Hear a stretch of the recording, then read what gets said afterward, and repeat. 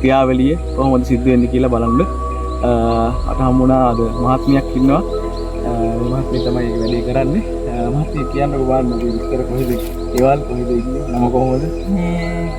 තමනි දුකාවින්නේ ලාමන්ට මෙතුමිය තමයි මේ ක්‍රියාවලිය කරන්නේ අනේ එහෙනම් කරන්නකෝ බලන්න අපිට පේන්න පට්ටේ ගලවනවා ඉස්සෙල්ලා පට්ටේ ගලවලා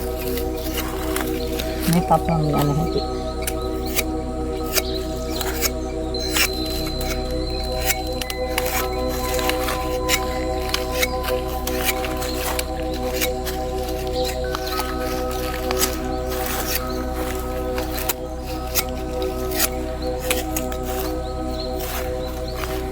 නම් පොල් කට්ටට වාහිනා දෙකේ